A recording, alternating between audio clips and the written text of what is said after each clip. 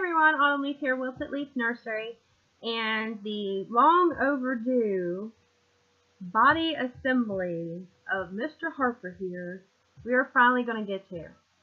Okay, so the video quality is not going to be as good because I'm using the camera on the laptop, so hopefully I can edit this. We'll see how it goes. Okay. So the painting has been done, the rooting's been done. The first step to assembly will be filling the limbs up. I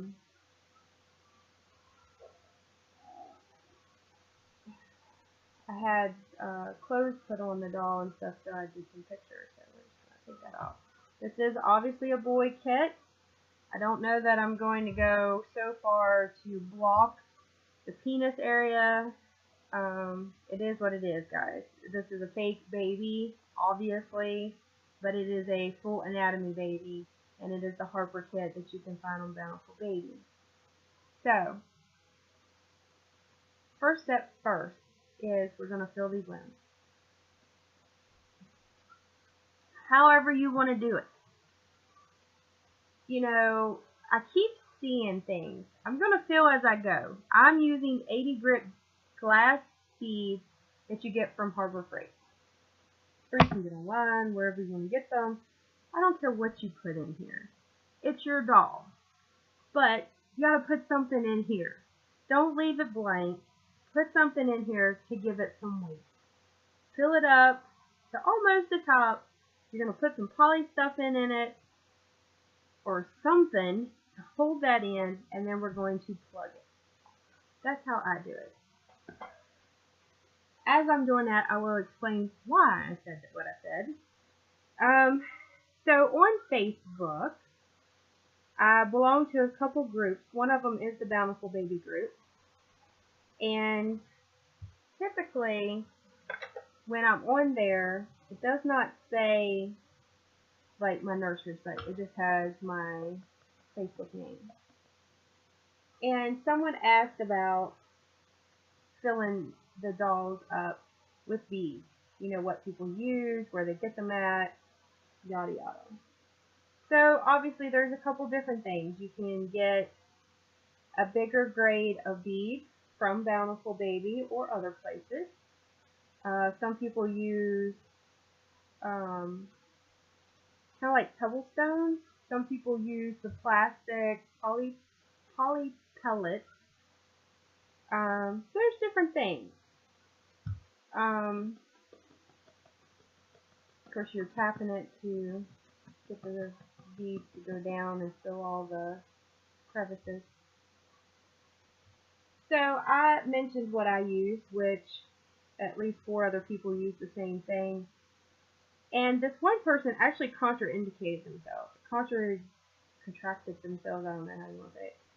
Because they said they used these beads, but they didn't use them in the body because they could go through the mesh lining, and they just acted like it was so terrible.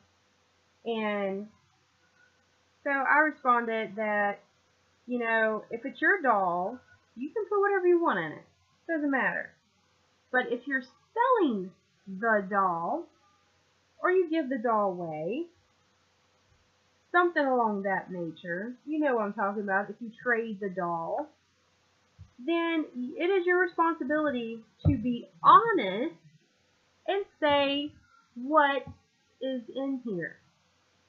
You know, if you're shipping, some material cannot be shipped overseas. Or people are concerned about allergies. People are concerned about what it's going to do to the doll in years to come. Is it going to inhibit growth of mold? So, you need to be honest. Did you put sand in the doll? Did you put dirt in the doll? You know, did you come up with some new material to put in here? Did you just shove cloth in here? Or did you only fill it with polyester filling? You know, what did you do? That's all I say, is be honest. Because there's nothing worse than saying you put something in here and it's not what you put in here, and then the person takes it apart and finds out you lie. If you feel you have to lie about what you put into the doll, then you're probably putting something in it that you shouldn't be doing. Which brings me to my next point. So after I made that comment, someone said, oh no, there are rules on what you can put into the doll. Like, you can't put trash in the doll. You can't put sand in the doll. You can't put dirt in the doll. You can't put rocks in the doll. Okay, people, I thought I was talking to adults with some common sense. Like I said before, if you're honest about what you have filled these doll limbs up with, it's your choice what you put into it. But you need to be honest. If you feel you cannot be honest, then you're putting something in it that doesn't belong. It's that simple. Now these are kind of smaller, so a little bit easier here to pour in. That was my little You know, that's the one thing I like about Reborns is most artists have their own unique style. You should not feel like you have to copy what someone else does. Doesn't mean you can't take some tips. Doesn't mean you can't learn some tricks. Doesn't mean you can't improve on what you do by looking at what someone else does. You shouldn't be a copycat. You should have your own unique style. And some people are so unique that you don't even have to know who the person is. You can tell by just looking at the doll. Right away, you're like, oh, I know who did that. I know what nursery that came from. It has to be this person because, you know, they always have that look about them. You know, this is just what they do. And so there's plenty of room to be an individual in this. Don't feel like you have to do what everybody else does. Obviously, there are some preferred methods to doing dolls, or what people expect out of dolls, especially if they're going to spend a lot of money on them. You know, you want quality materials if you're going to pay a quality price. You know, if you're only paying, I'm going to tell you right now, if you're only paying $60 for a Reborn, you are going to get your money's worth. Sorry, that's real life. I have never, well, I do have an exception. For the most part, 99.9% of the time, someone who buys an extremely cheap doll, there's a reason for it. The only time I have seen someone get, and it's really not like top of the notch kit, but it's decent, for a cheap price, is because they had a 4-leaf clover stuck up their butt. They went to a thrift store, a Goodwill, something along that nature. Apparently someone donated one, not knowing what it was, and they snagged it for like, you know, $5 or something crazy like that. I have seen that. Very rare. You know, it's like finding $100 on the ground. But otherwise, if you're on eBay, you're in these Facebook groups that are selling dolls, and someone has one for $60, you're getting $60 worth.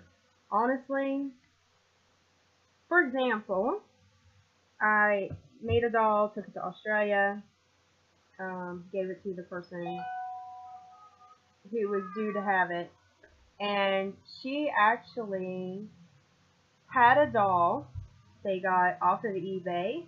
I believe it came from China. Spent $80 on it, and I could not wait to get my hands onto this doll because I just had to look at it from a distance, right off, could tell it was a bad paint job. It was a bad hair pluggy job. Apparently no instructions on how to maintain it because most of the hair was out. It did not, it just did not look good.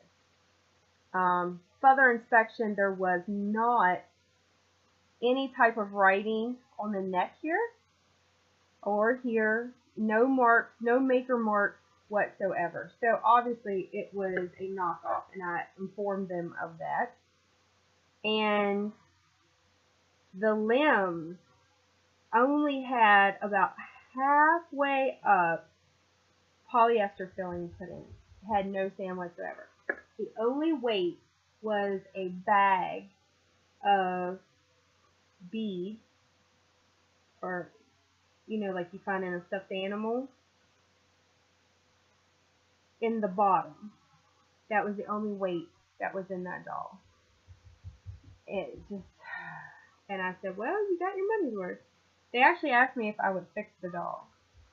And it comes a dilemma, because obviously, yes, I do repair boo-boo babies, and I wanted to fix it because legitimately they didn't know. And there's the thing, people who are not really into the reborn world, there we go, don't know these things happen. They're not members of these Facebook group pages and see the horrors and stuff like most everybody does. They don't really research it. They just hear about these dolls, they get online, hey, there's a cheap one. Of course, it's for a child, so we don't want to spend a lot of money on it. And there you go. So here's the dilemma. Of course, I can fix it. I can make it look a lot better. But where is what's the word I want to use here? Do I feel comfortable redoing a Chinese knockoff baby doll? Or would it be better to say, how about you just invest that money that it would cost to reborn and get another doll, like a cheaper kit. So it's not, as much money. Because I do cheaper kits, especially for kids. Not all, and I think they're good quality. I think I can sell a $200 doll. I think I can sell a $150 doll. And it's perfectly fine for a kid, and it has the details and all that. It may not have hair, but you get my point. So it's kind of like, what do? You want to help this person who legitimately didn't know, and I like the challenge of redoing kits, but I do not support people who rip other artists off by making, copies of kits either. I don't support that at all. And let me tell you, one of the biggest things I am asked is about the avatar babies. And I'll be right back.